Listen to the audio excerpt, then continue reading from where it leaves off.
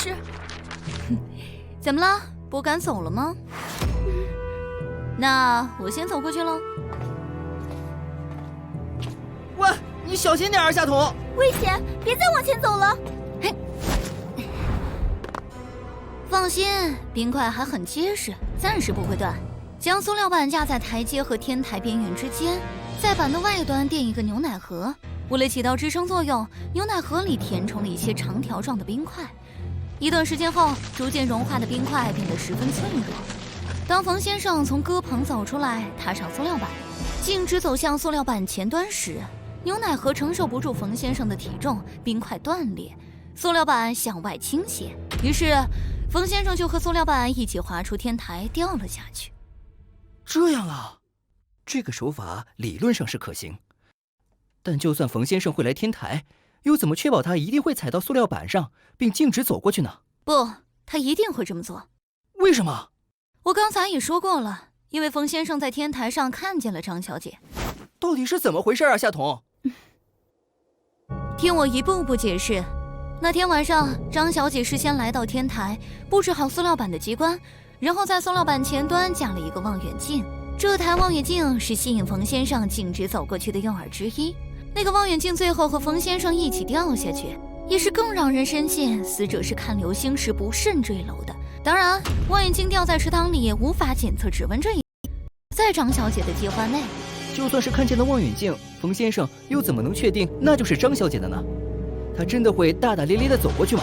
所以我说了，望远镜只是诱饵之一。对，你刚才说冯先生还看见了张小姐。啊，原来是这样。没错，确切地说，冯先生看见的是他以为的张小姐。案发当晚，有人目击到天台上站着一个长发女子，死者坠楼后，女子也随之消失了。这看似不可思议的一幕，却恰恰揭示了本案的诡计。这其实是一个氢气球。当晚，张小姐也像这样将假发贴在气球上，把整个气球罩住。气球被一根长线系着，线的下端延伸到张小姐家里，而张着假发的气球则悬浮在天台上。从远处看，就像一个长发女子的背影站在那里。当冯先生来到天台，最先映入眼帘的是正前方的一架望远镜和一个长发背影。也许张小姐还在假发上喷了自己平时用的香水，达到气味刺激的作用。这使得冯先生先入为主地以为眼前正是准备用望远镜观测流星的张小姐，于是猴急的他径直踩着塑料板走过去，坠入了死亡深渊。哎，那这绿光是？这就是目击者看到的女人身上冒出的绿光。这里面是什么？绿色灯泡吗？不，如果灯泡掉在现场，就会留下破绽。聪明的张小姐用了一种会自动消失的照明工具。自动消失？还记得目击者说过，看见死者坠楼时被绿色星光包围着吗？那并不是什么星光，更不是流星的不祥之兆，而是……这是萤火虫。没错，张小姐将抓来的萤火虫全部装进透明袋子里，扎紧袋口，旋即将袋子吊在气球下方，这就形成了一个天然光源。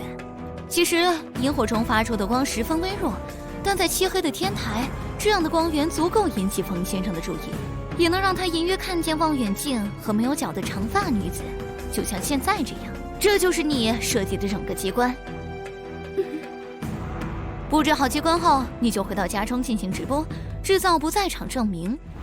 你的房间离坠楼点很近，当你听到死者坠楼的动静后，立马拉动房间里那根系着气球的长线，将假发气球从天台拉回自己的房间，处理掉道具。中途装萤火虫的袋子破了，萤火虫围绕着死者的身体漫天飞舞，形成一幅诡异而奇妙的光景。这就是长发女人凭空消失的真相。可是当死者坠楼的时候，张小姐正在直播啊，要是去拉气球，不是会被发现吗？这就是她的另一个高明之处。什么高明之处？咖啡。张小姐在直播时泡了一杯咖啡，并将咖啡放在了自己的右手边，时不时搅几下抿一口。这个动作有其背后的诗意，因为镜头里看不到手边的咖啡，当她在拉气球时，所有人都会以为她在搅咖啡，这很好的掩饰了手部的不自然动作。居然连这个都算计到了。哼，说了这么多，这都是你的推测，你有证据吗？证据在这里。这是在冯毅家发现的望远镜包装盒，虽然你很小心的没在上面沾上指纹，但还是留下了一个关键性的破绽。你在签收包裹的时候，写在快递单上的签名痕迹拓印到盒子上，虽然你当时签的是假名，但依然没法掩盖笔迹。我们比对了你平时发在微博上的一些手写随笔，盒子上的字迹就是你的。好厉害！那也只能证明姓冯的偷了我的盒子，这不能作为我杀人的证据。你没有亲眼看见我在天台上布置机关吗？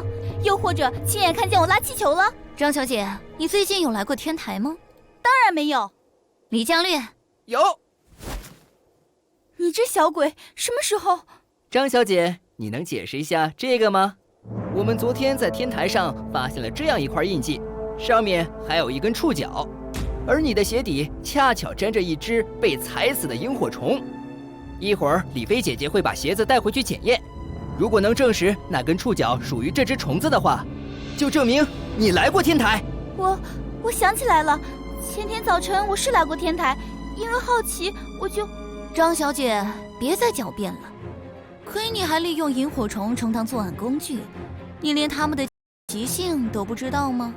大多数萤火虫都是夜行性昆虫，天台的这只萤火虫就属于夜行性，活动时间一般在18点至凌晨3点，所以你能踩到这只萤火虫的时间只上。你大晚上来天台干什么呢？不会是为了看流星吧？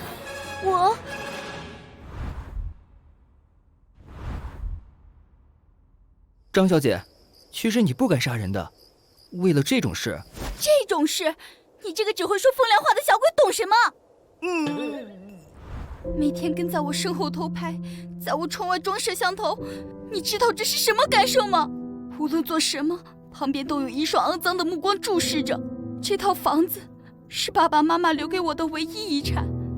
飞完航班，拖着疲惫的身体回到家，原本对我来说，家就是港湾，但现在港湾里出现了一只怪物，连家都变得危机四伏。我只是一个普通人，为什么要每天提心吊胆的过日子？我必须杀死这只怪物，夺回安宁的生活。夏彤，谜已经全部解开了，剩下的事我不感兴趣。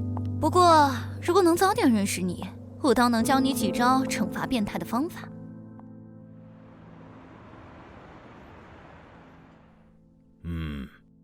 干得漂亮！没想到让你们误打误撞，破了一宗杀人案啊！哪有误打误撞？薛局长，我有个请求，能不能让我调查下冯毅的电脑？啊？为什么？难道还有隐情？电脑被格式化了，冯毅曾在张倩的窗外安装了摄像头，所以很可能拍到了贴雪碧瓶的犯人。可现在电脑都被清空了，找不到任何视频。是冯先生清空的吗？不，格式化的时间是昨天。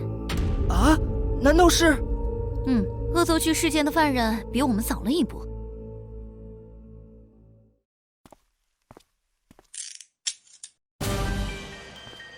哎，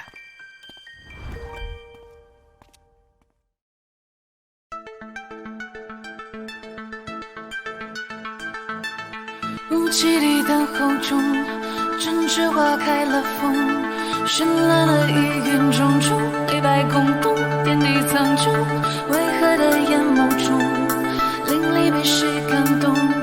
皎洁被言语温柔，一笑带过，耀眼火中，阴暗的国度中，谁脚步在舞动？优雅的如此从容，沉住在胸。